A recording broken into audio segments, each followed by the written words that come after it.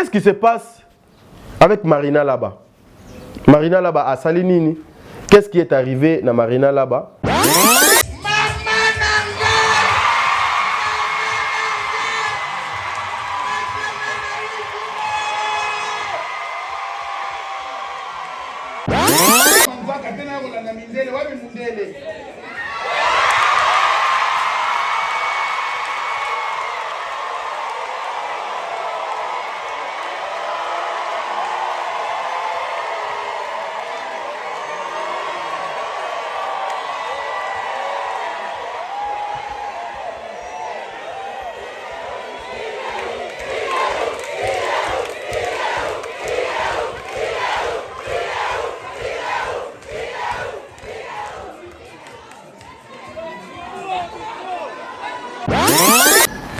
La chaîne Wana création nango. L'objectif était de contraindre Bellevue Télévision. Le monsieur, on nous apprend, il paraît qu'il était dans la production des films. Herba Monaki, naissance à Bellevue Télévision. Et une actrice qui se lance maintenant dans la production. Et puis, ils ont yappé bien. Alors, photo luka moyen pour moi ko boy mutu mo boy. To tche face na yé pour asa kilo pour que to luka moyen to anéantir yé to détruire yé. To boto la yé place wana o yaza. Pendant que le monde faisait ses calculs, le bon Dieu aussi avait sa part. Le bon Dieu aussi odo asala Bellevue asala mayele na yé apese odo apesa yé abana déjà ko réfléchir na marque na yé. C'est comme ça. Balouki. Moni non. La personne qui pouvait faire face à Bellevue, c'est si là. C'est comme ça Ndé va récupérer si là. Selon les informations, selon le rumeur au Bissotozana. C'est comme ça Ndé va zoyer. Toi, tu viens juste avec ton nom. Naissance ya chaîne wana et créer maman la guerre contre Bellevue à l'occasion de rien. Quand Bellevue wana muto a orienta Madame Sila. Si aujourd'hui ba orientation ya Madame Bellevue ezala ya mabe, mais les Madame Sila a koka ko réussir o donc a réussir ça te na SB. Quand Bellevue wana oyo basali chaîne wana pour combattre ye azo apparena Madame Sila. Na chaîne naïe, apparemment, c'est-à-dire dans sa tête, elle n'avait pas de mauvaises intentions.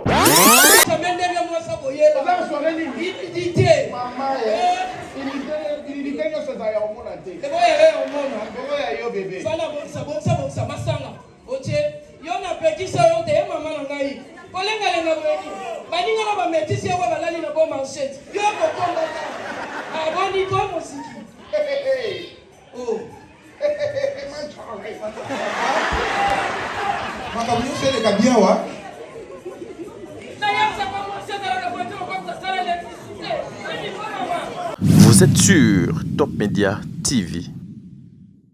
Voilà, mesdames et messieurs, Top Media Télévision, vous allez suivre cette émission de l'autre côté. Il y a deux maires officiels, soyez le bienvenu. Moi, c'est votre frère Tadingala par le travail, m'a encore appelé ce matin. Et Zakadroa Nabino, n'est-ce pas? Devoir Nabiso, il y a quoi informer Bino na makambo bolingaka mingi. Nous sommes le 1er mai aujourd'hui, les allez fêtes il y a travail. Bandeko balandi nakanisi na ndenge nazoko solo na bino boye herba kaboleli moi tableau ana bomoni pe message ya Bellart Production oyo auti kokoma pona ba travailleurs nyonso a souhaité fête malamu na ba travailleurs oyo eliko ba été cette femme à chaque minute, à chaque pas, à chaque seconde, à chaque événement, à chaque date au moins aux alaka Moutouya, elle est là, elle assiste, elle accompagne. Bande Konandenge et Sengeli bonne fête. Yango pe bomoni lelo tournage na Bellevue Télévision et ça limité parce qu'il fallait respecter mon colo ya lelo il y a le 1er mai 2024. Mesdames et messieurs, aujourd'hui je veux parler sur ce qui concerne Jérémy. Chabani. En tout cas, bozwa bakiti bofanda parce que bo melamoi bo lia moi makayabu et je vais parler aussi de Mimi Kabongo. En tout cas la fille de ouf. Lelo je vais parler de Mimi Kabongo et je vais parler de Madame Aïda, je vais parler de Monsieur Videlourm. En bref, je vais parler il y a ba comédienne Abisso oyo baké ko ça la fierté. Aujourd'hui, il y a Congo, na mboka ya Europe en tout cas, na félicité bino, na apporté soutien nanga, na boaké les bino ba flair, que les bon Dieu a fait ça sous ba initiative oyo, poche oyo et salaki makambo o pour que bino bo se retrouver na poto nzambe apambola bino, nzambe apambola ndeko wana asala makambo mususu koleka pe pona ba comédien nyonso. Mais mesdames et messieurs, lorsque je parle des artistes et comédiens, je viens ici pour vous proposer et vous demander de vous abonner massivement à Belle Vie Télévision. Belle Vie Télévision est une chaîne Oyo azocha en place ba contenu Oyo et bongi na yo et bongi nanga. Chez Belle Vie Télévision, nos séries, nos films, et tozo consommer yango, nous pouvons consommer Babilo Kona avec toute la famille. Credo est derrière la caméra. Je ne sais pas si vous avez déjà pile la charge. Vous pouvez consommer ces produits-là avec toute la famille. Au côté la film et à Belle Vie, au fanisi bana, au fanisi maman, au fanisi mobali, au fanisi naba neve, naba nièce, naba voisine nabino. Vous autres la film du début jusqu'à la fin. Au comment on a été tout un chacun à rejoindre loko oyo et longo bani. Tout ça déjà dans 8e épisode. 8e épisode, il y a film Nabiso, le Tartif. Le Tartif, Lelo, 9e épisode, et zo kota na Belle Vie Télévision. En tout cas, beaucoup qui ne besoin place, beaucoup consommer film et on a donc on a sans modération. Beaucoup consommer en désordre, beaucoup partager film et on a bisika tout. Oyo ba Congolais baza na place ba Congolais bazalité. Alors na yango na ko kanisa Mama Bijou Ketani, Mama ba 90%. Au bon na papa Jean-Pascal Leka, no kanisa Mama Zozo, la femme de papa Noé Mabakala Nzinga, no kanisa Mama Deborah Lubanda, no kanisa mon amour de sœur Katez, no kanisa Aurélie Mafuka, no kanisa Mama Diasonama, no kanisa la grande dame Marie Tabora, no kanisa Mama Émilie Setimaïnga, Berthe Kondembongo propre l'infirmier clinicien depuis Montréal na Canada, no kanisa maman Nathalie Nana Moussibou, no kanisa Bongo Madeleine Aketa. Madeleine Aketa, que le bon Dieu vous bénisse. Tata Pouefa Pekato. En tout cas, cette émission, j'appelle à la conscience. Je vais tirer les oreilles de tous les comédiens et vous allez quelque chose de bien. Credo. Merci Tozuna, nos extraits. Il y a film Oyo, il y a comment il y a le Tartif. Oh, cette fois-ci, je vais vous prendre le tableau de Madame Bellevue. Non, tu as Lelo a des tableaux seulement. Tout solo là sur c'est des tableaux. Le tout premier tableau, non, tu as Madame Bellevue avec sa nièce Oezali Naomi Obino Nyonso Boyebi. To Kenena Nanzela machine kuna en image. To zoa extra et puis on se retrouve tout justement après pour continuer l'émission na biso. Na famille mangote to zandenge mangote mama yulika obota o baba boti yo kutiango siko mwana yo obota okutani na tuli mwana yo obota okutani o ka okuta yango okuta bona sani lake yiba to zandenge mangote kolinga ko copier ba famille te mwana na kuna o abota maki akuta ki richesse esenga ki na yakuta na omi nazana ngote ah c'est si ga bon on l'observe nazana ngote na la boti mwana nga pela na jupe komono na pied ba ko esini na senyo ndoite bon kasi so pesi na ndoinde nga pela boti na mabota timu konzamba loba na obota c'est pas.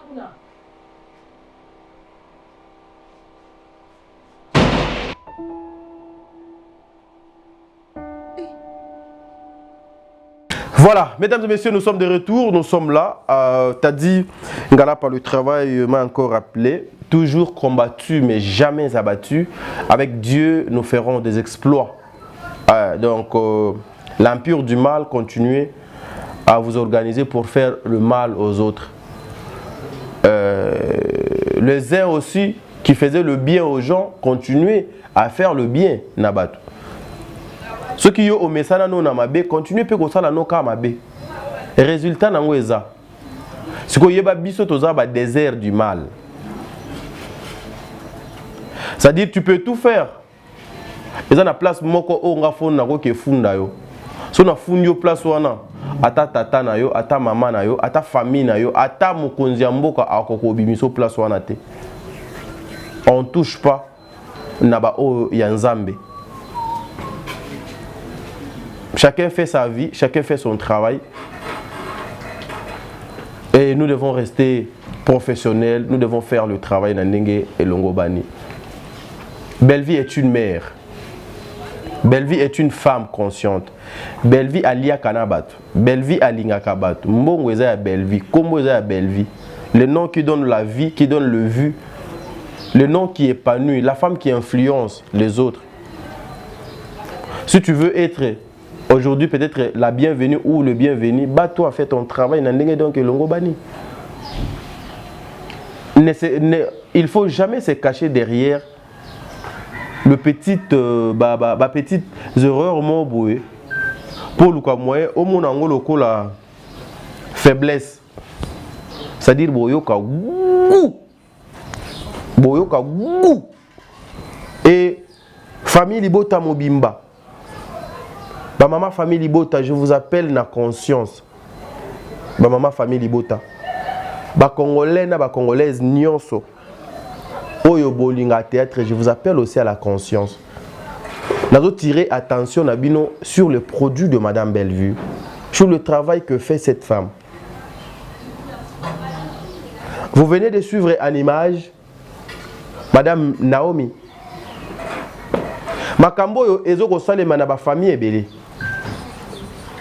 Makambo yo ezoko salema na bandako ebele ya bato. Makambo oyo eza pratiqué et pas battu belé.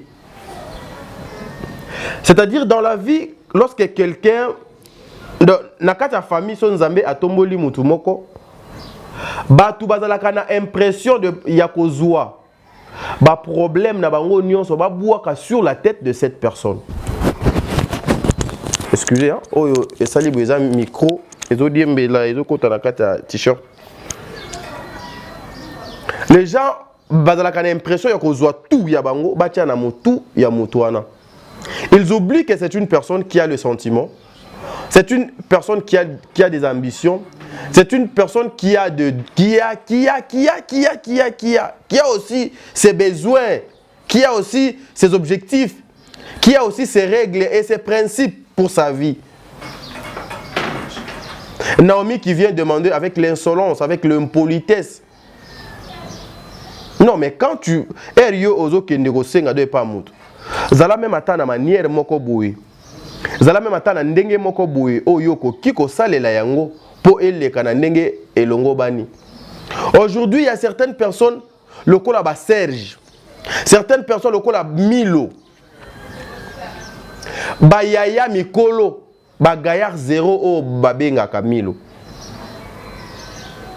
Le kola leki azana moyen. Biso toko lukali susute.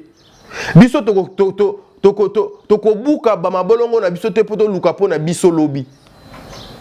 To compter ka sur oyo leki na biso do azana yango. Belle-Vie ici a comité na niveau ya ko boire ça quand même poubelle s'il vous plaît. Poubelle. Oyo bango balambi ba boaki ba saleté po ba ke no boaka poubelle o ezo coûter sur $1. Il faut qu'à Belle-Vie appelle sa mbongo. Manque il y a responsabilité. Ce sont des choses oyo ezoko salema na ba famille ebele. Ce sont des choses oyo ezoko limiter batu ebele. Ezana batu misusu a koko mati au-delà que yondo za bongo étoile na biso nyonso nde yo osalelaka. Osale la kaba chance na biso, mais comment tu peux donner le pouvoir à une personne ya koloba ke yo osale la kaba chance na biso yango biso to ya kade pas non ezali prétexte ya ko tinda yo ozala naïveté, l'adaptation, compréhension, la conscience, ezalité. Moi, je même il ne faut jamais compter sur le bien de papa, ni na bien ya maman, ni na bien ya yaya. Il faut compter sur Oyo Zanango. Mbongo yaya eza ya yote, mbongo papa eza ya yote. Eza ya yote. Et il y a des filles comme ça. Ake ba cheze mi place mobu. Azo ko zonga po yebi ke kuna. Tata mwasi nanga, ndeko nanga, yaya nanga, akoluka mwe azwa charge nanga. Et aussi, tu viens d'une manière insolente pour la Rosenga. Ce sont des films comme ça où ils ont éduqué. Ce sont des films comme ça qui apportent en plus la lumière. Ce sont des films comme ça où ils ont conseillé. Où ils ont continué. Il faut aller au-delà. Il y a ma capacité nabino pour s'imposer, pour chercher que l'avenir na yo lobby et la malam. Ma chère, mon frère, qu'est-ce que tu attends pour aller vous abonner à la Belle Vie Télévision? Vous attendez quoi? Filmon nazo betali solo est disponible. Le tartif est disponible. La carte il y a le tartif. Ah, vous allez constater il y a presque le meilleur acteur congolais. Ils ont pris part dans le film. Ils ont pris part dans le film. Bon na ba décor bazawana. Bon na ba gesho bazawana. Bon na ba Naomi bazawana. Boko na ba mama Aziza bazawana. Boko na ba mama Marina Laba bazawana. O na ba mama Milo bazana kat. Ba mama Top bazana kat. Ba papa Serge bazana kat. Ba papa Alem, ba Marie Jeanne Bololé, ba ndekonanga la fille de ouf Mimika Bongo bazana kat. Donc presque c'est tous les acteurs majeurs que vous aimez tant bazana kat. Yemei pe bazana kat. Madame Belvi Kondi. Marie-Jeanne Bololé pe Aza. Qu'est-ce qui manque? Soutenons-nous réellement vivants. Soutenons-nous lorsque nous sommes comme ça. Et nous avons besoin Yabama Kambo Aboué. Merci Credo. La canci Credo Togozo na sous nanzela machine. Tozwa deuxième tableau na biso. Et puis pour les kanama Kambo ya tout ce qui se passe dans la place publique et les réseaux sociaux, Makambo ya ba YouTube, ya ba compte boye. Justement pour essayer d'expliquer pour la énième fois pour tout le kanama Kambo ya bandeko Jérémy. Prenons d'abord, cette fois-ci nous allons prendre le tableau Oyo. Bon mon a degré il y a idiotie ya mibali ya boye baza. C'est-à-dire que Mastananga nako collaborer na yo pour yo kende offert tomber ndeko nanga pour yo china ndeko nanga pour biso to bénéficier na mikie ya ndeko nanga pendant que ndeko wana apesa kabino.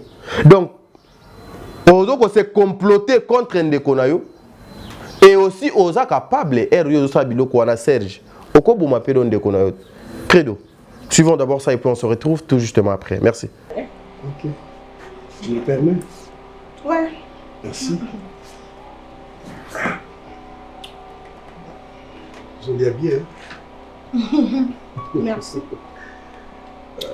On a mis Kolia Makayabu, Kwanga. Nakona Kwanga. Ah, ok. Ah, c'est bien.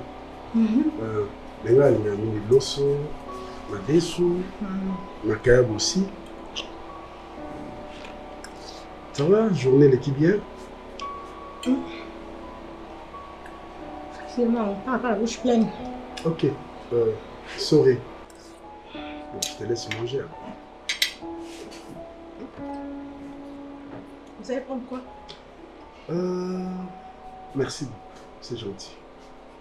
On peut se tutoyer. Non, il n'y a pas de problème. Comme dame. Waouh!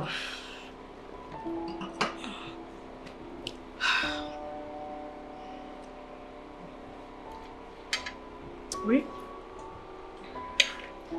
Non, on est au rendez-vous visite.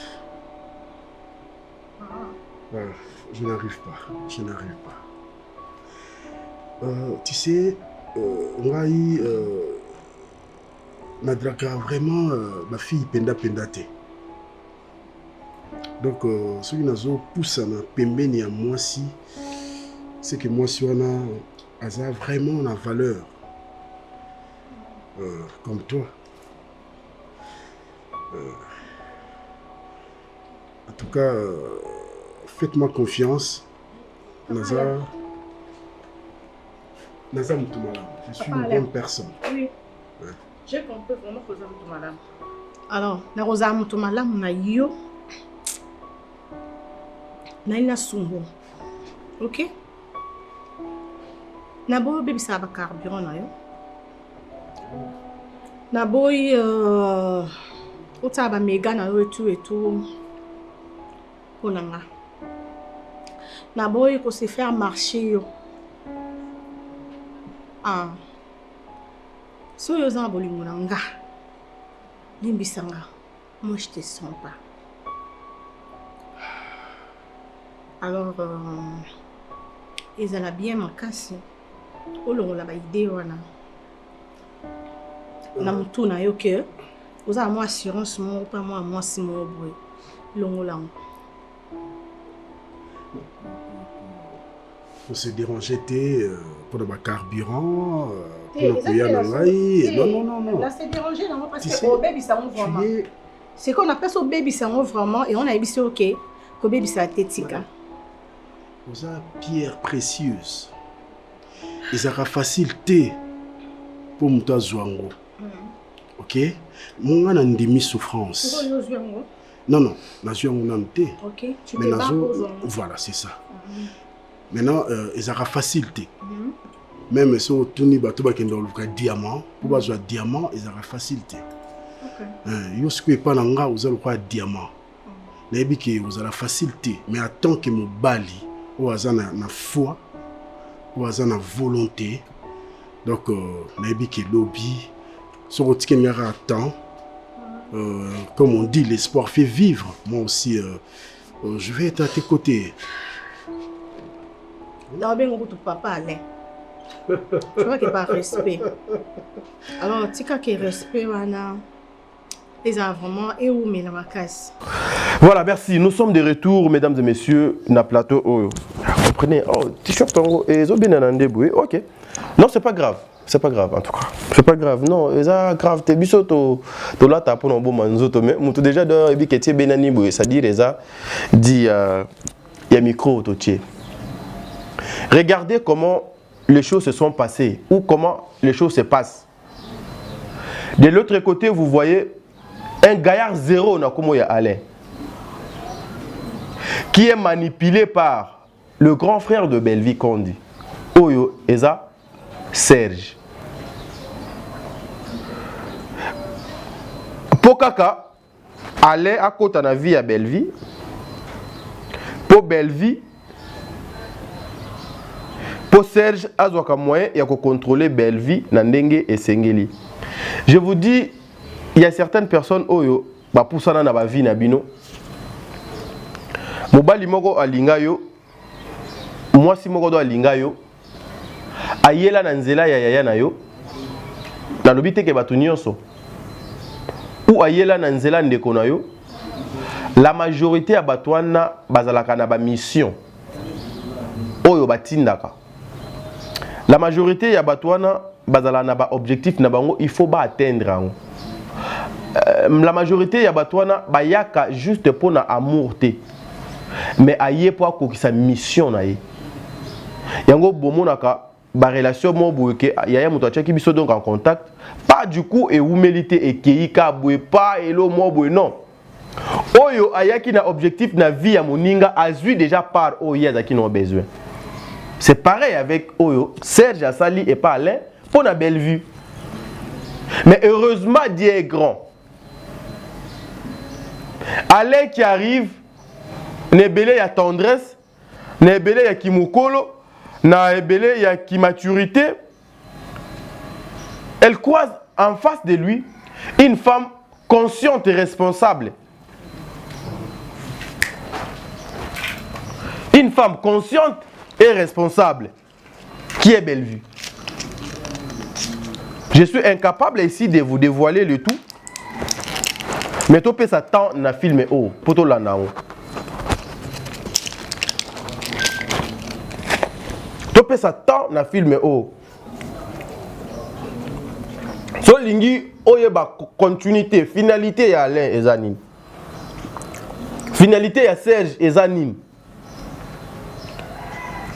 Tikala na Belle Vie Télévision. Tikala awa. So lingi oyeba finalité ya Gesho. Ya Patrick. Ya Dacosta. Reste ici na Belle Vie Télévision. Kenembangu. Peut-être mes 27 abonnés au Yobaza na Top Media. Moi 10 personnes m'ont boué na no babeta tourno na Belle Vie Télévision té. Mais occasion on a PCO. À travers cette vidéo, je vous exhorte à aller suivre ça. Vous ne serez pas déçus. Des conseils pour la vie, des orientations pour la vie, marche à Sika pour la continuité d'un couple, comment vivre dans la société, comment approcher un homme, comment approcher une femme pour la vie, comment nous mettre ensemble pour réfléchir pour la Makamoto sans la lobby. Belle Vie Télévision met à votre disposition des séries comme ça. Voilà, merci. Nakanisi Bozui par Nabino. Pour la Etali Belle Vie Télévision. Maintenant, je veux cette question, batuninga moi trop. Et na sala qui analyse mon avec Madame de Maire. Pour la Etali makambu ya chaîne ya maman Nabiso Sila. Je veux appeler Bandegonanga Nion sur la famille Libota. Beaucoup de distraction en athée. Et ça, distraction pure et simple, pure et nette. Distraction bien organisée. Distraction oyo. Bato bako bénéficier et ça comme mukolo distraction. N'abandonnons pas nos objectifs pour que Tomi Tiana Makambu o Etali Bitumba. Il y a un pur du mal au Bazoko Bunda. Je vais vous dire un truc parce que dans mon émission haute, ça là qui n'a maman de mère net et bateau belé, bah comprenez qu'il y a un bien. Il y a un problème. Bateau miso ceux qui basali ba émission, ils allaka bien, ils allaka goût makasi. Mais ceux qui ngai na sali analyse nangana de mère, ils a ndenge peto bano sala ba analyse na biso na tata mo sa bana nanga sarato là. Okomona batu bakomona mabeka makambo biso to lobi. Po ezaka na goût makasi koleka. Comprenez? Or nous prenons le temps ya kocha et l'eau qu'on a place na yango. Je vous avais dit ici. Les comédiens bayeba ebele bayebi ba grandeur na bango te. Na ba port na bango te. Ebele bayebi musala na bango te impact na yango na société. Ebele bandimaka ka je suis comédien, je suis un artiste, je veux kaka balandanga na sala combo et puis c'est tout. C'est un travail noble. C'est un travail ya bato maele. Contrairement à ndenge bato batreta bango bazoba, muto ko sabinote, c'est un travail qui demande la tête, de réflexion.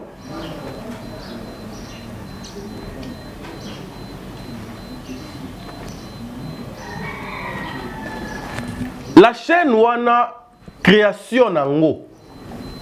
L'objectif était il y a qu'à contraindre Belle Vue Télévision. Les messieurs, on nous apprend, il paraît qu'il était dans la production des films. Herba Monaki, naissance à Belle Vie Télévision. Et une actrice qui se lance maintenant dans la production. Et puis, Ezo y a fait bien. Alors, photo luka moyen pour moi ko boy mutu mo boy. To tchai face na yé pour asa kilo pour que to luka moyen to anéantir yé to détruire yé. To boto la yé place wana o yaza. Pendant que le monde faisait ses calculs, le bon Dieu aussi avait sa part. Le bon Dieu aussi odo asala Belle Vie asala mayele na yé apese odo apesa yé abana déjà ko réfléchir na marque na yé. C'est comme ça baluki. Moni non, la personne qui pouvait faire face à Belleville, c'est Sila. C'est comme ça Ndé va récupérer Sila. Selon les informations, selon le rumeur au Bissotozana. C'est comme ça Ndé va zoyer. Toi, tu viens juste avec ton nom.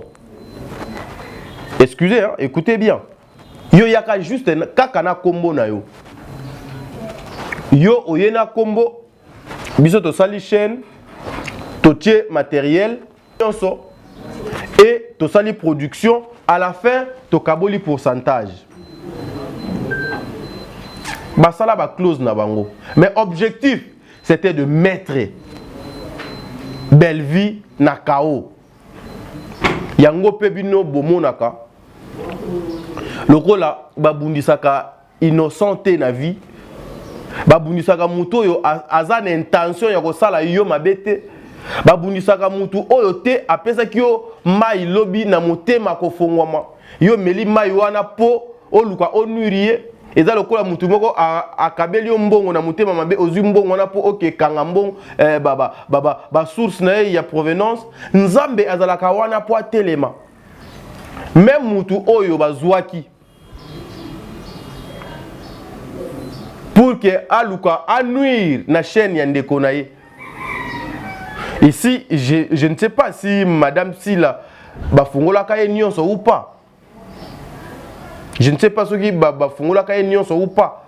Mais déjà na ba close bato bazo ko solola on peut koyeba ndenini bokoyi kosala. Yango pe lelo bomonaka ke naissance ya chaîne wana et créa maman na guerre contre Belleville à l'occasion de rien. Kaka Belleville wana mutu a orienta Madame Sila. Si aujourd'hui ba orientation ya Madame Belleville ezala ya mabe, mais les Madame Sila akoka ko réussir o donc a réussir ça te na SB.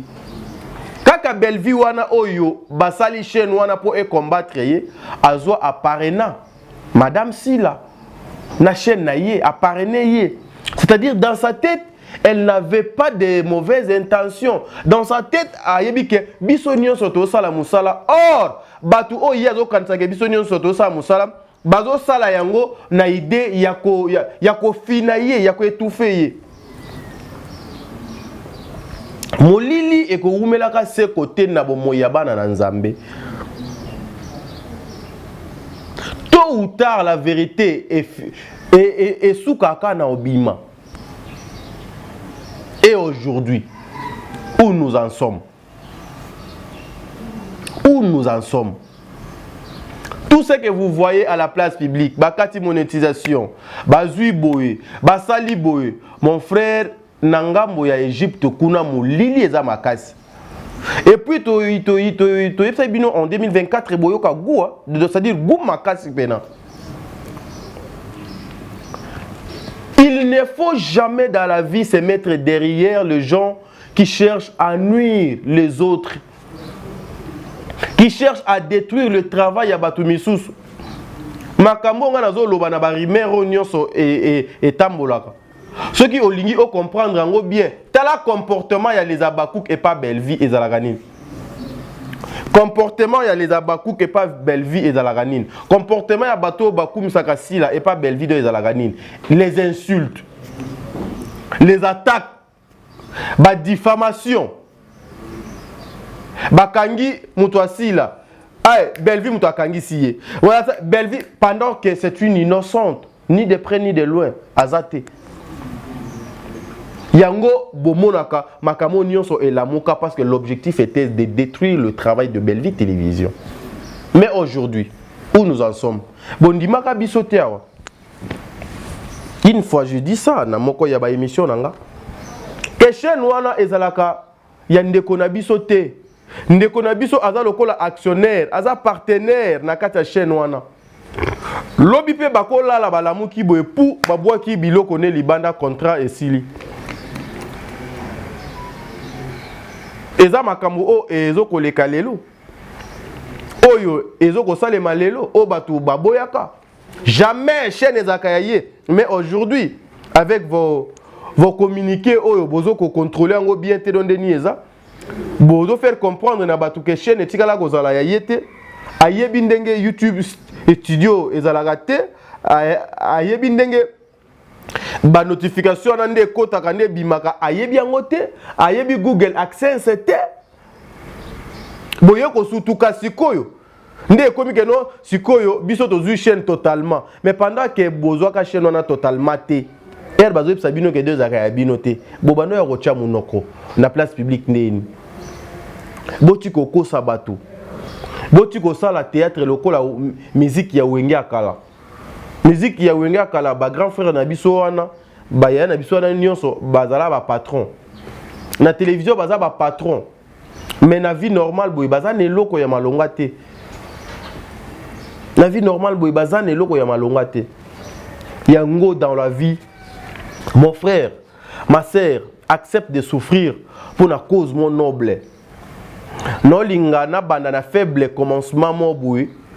Na sali eloko nanga na bandi na abonné moko, désabonné no bunda no koya no lamuka 10 jours. Nzambe a komona que non cette fois-ci mona nanga fo loboko e mata. Nga depuis na banda YouTube na sala sur le plan que nga moko no présenté ba émission na sala do e pas mutute. Na banyango na propre entreprise nanga parce que j'ai un document pour tout ce que je fais. Pour tout ce que je fais, j'ai un document légal. Naza na RCSM. Naza na identification nationale, j'ai tout ça. J'ai ça. Et so yé nanda non l'axayo. J'ai un document qui régit ba makamunanga onyonso na sala. J'ai commencé par epananga moko. Hormis ce qu'on a eu à faire en 2013 avec Diaspo, RDC et tout. Je commence na C, non, matamale, mais malé, mais ti lelo. Comme on a peu moi 5 personnes, bayebi, moi 6 personnes, bayebi. Moko, tu fais une émission, 2000 personnes bataillent, 3000 personnes bataillent. Parce que bayebi que en suivant t'as dit aux oies, hello mon boy. Mais lorsque tu veux gagner plus pendant que tu es dans le mal, la vie va t'enseigner que yo aux autres monakati empire yamabe. La création ya chenwana ezalaka bongo. Objectif na bango ezalaki wana. Yango donc omonaka lelo.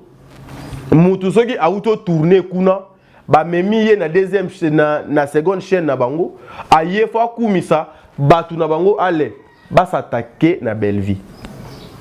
Pour ba mona pena ke oleki unité de mesure ya chaîne wana c'est belle vue. Yango na sengi bino boko tamakambo wana te bokipe yango te.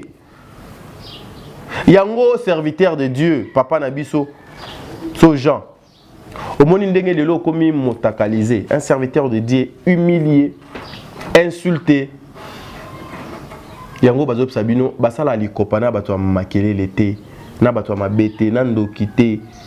Bako lia yo pe, soki muto ko lia zate, bako ki pe ko exposer yo soki matière ezate. Un papa qui a des enfants, qui a une belle famille, qui a une famille aussi, lelo azala insulté à cause parce que peut-être lobby andima qui collaboration mo boinan de konaye ya moisi. Mais le départ des Akinine, ba clause des Akinine, vous avez défini ça comment? Et pourquoi est comité à niveau ndenge do ekomi? Bo timba, bo comprendre la vie. Ce qu'on est commis tant que il faut avoir contrôle, il y a nyonso. Mais le monde te dit non, ba exigence, ba principe ya makambo biso foto sala. Et senga boete, bo détruire théâtre. Chaîne wana e panzi ba mabala bat. Chaîne wana ezokisi ba mitema bat. Chaîne wana e créer makambo ebele. Chaîne wana eza à la base. Il y a ba papo nyonso ba fingami ba comédien nyonso ba fingami pour naka chaîne wana e mata. C'était une chaîne oyo ba construire yango na lokuta na mabe. Basali yango pona ko nuire batu. Yango bomoni même dans la Bible à l'époque allez bobozwa livre ya Abakouk ezala parmi ba passage biblique o ezakami kuse Abakouk. Botanga histoire ya ba peuple babylonien wana oyo place prophète Habakkuk donc azalaka. Ils étaient banani, Babyloniens, bato masumut, bato mabet. Les Habakkuk, même les Babyloniens, bazala batu oyo, il y a un comportement, il y a mabe, bato misala mabe, ba sauvage, bandoki, bato impoli, mal élevé. Donc, prenez la Bible, c'est pas moi, prenez la Bible, botanga Habakkuk, bozwa histoire wana. Derrière chaque esprit, derrière chaque nom, il y a toujours un esprit. Il y a un esprit wana et là ta ndeko biso, tala ndenge bazala sauvage. Oko zala no bien mais soki kaka okomi kaka nangamu ya les Habakkuk, surtout ceux qui ba maman na bango apoto na o batinde la bango moi $2 moi $3 atindi déjà $2 et comme na maboko na yo papa me bimba ba koma ba danser à cause il y a ba 50 €, il y a ba $10. Oui, 50 € est zambongo ebele, mais 50 € ne peut jamais remplacer ma personnalité, dignité nanga, jamais. Jamais je peux comparer ma vie avec l'argent. Vie nanga mbongo mokote ya mutu mukili ekoki kosomba yango. Donc je dis mbongo wa mutu mokote ya mukili ekoki kosomba yango. Mais il y a des personnes comme ça à cause de moi ba miette moko boy. Allez, yewana et aussi ba maman na biso poto. Vous qui encouragez les mâles, il y a un jour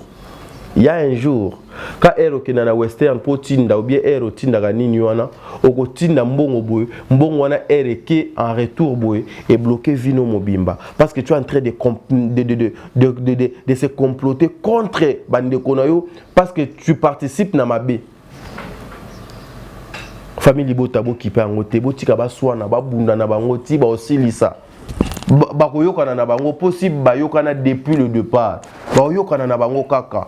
Au kito mataba oyokana na bango ba trouver terrain d'entente soit ndeto za be photo ça semblant to na ba massa ebele kuna pet to na ba massa ebele wana pe ba misusu baza ba cameraman ba misusu baza ba monteur baza wana voilà, laissez les morts enterrer leurs morts. Biso combat ezaka belle vie, belle production. Nzambe asunga en tout cas et cause quelque chose de bien. L'industrie oyo Nzambe azoko sala grâce maman azoko tourner chaque jour nuit et jour to PCK maboko akende liboso. Alors dernière partie ya émission nabiso, je viens ici pour m'adresser à monsieur Jérémy Chabani, à monsieur Videloin et Sobé. J'ai vu la fille de ouf maman Mimika Bongo. Namoni Aïda, namoni Ursule Péchanga a été invité, namoni Mobi Kissi, namoni Bande Konanga Union sur namoni wana. En tout cas, je suis très fier. Ce matin, je viens de parler avec Mimika Bongo. Je suis très fier de vous. C'est le Congo qui gagne. Vous savez, Essengo Yakomona que non, Batumo Boyeba minimizaka. Bapesa bango connotation moko boye.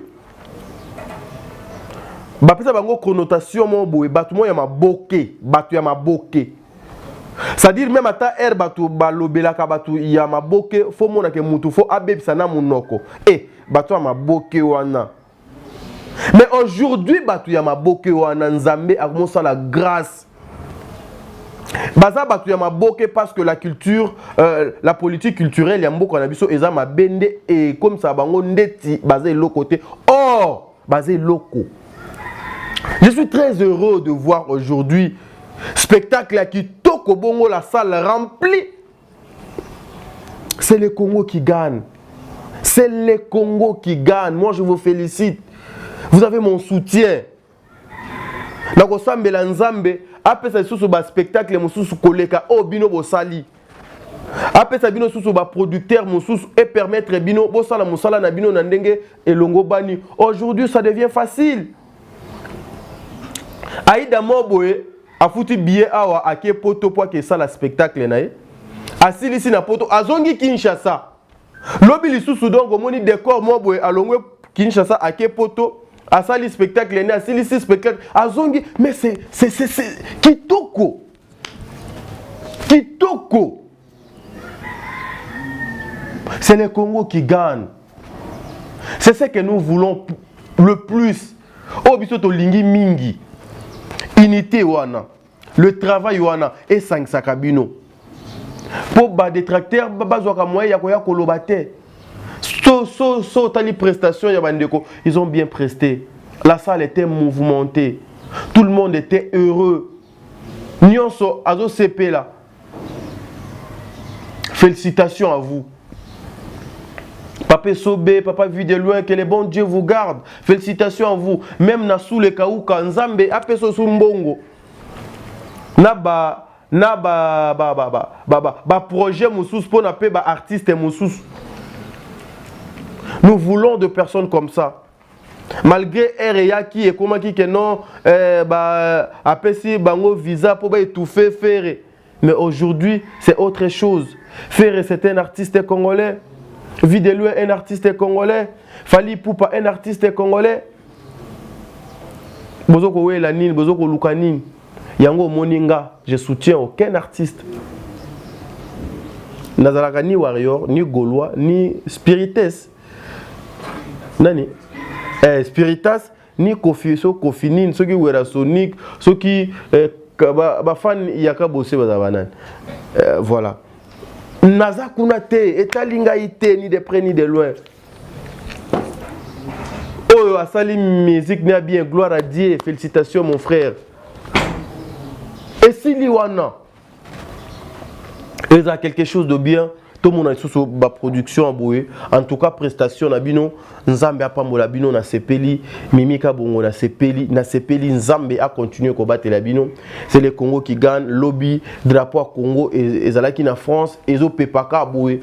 Ba mindele pe ba comprendre que non et ndenge don toza bouer pe ba congolais na ba koya awa. Baton dissipé sale boué. Peut-être écose à l'ambala il y a liboso pour la génération oyo. Que babilo kwa boué donc salema. Tout le monde a ka non ba ivoirien ba kenaki, batu ya Nigeria ba kenaki, batu ya Cameroun ba kenaki. Ba spectacle na ba poto mais lelo lorsque c'est le Congo azo sala bilo kwana biso photos à la fière. Qu'est-ce qui se passe avec Marina là-bas? Marina là-bas à Salinini. Qu'est-ce qui est arrivé dans Marina là-bas et pourquoi et comment la qui est? Je vais tout vous expliquer. Je vais vous expliquer tout. Alors moi je vous dirais, Marina là-bas se porte très bien. Pourquoi Azo Monanate? C'est parce que donc Azali Moto, elle a des occupations, elle a des choses, elle a elle a une famille, elle a un travail au donc à Salaka. Elle est là, elle est avec nous. Nous sommes les cas très bien. Nandenga bonzambe to jali, c'est-à-dire boyoka goût. To soutien. Allez vous abonner à Belle Vie Télévision. Merci.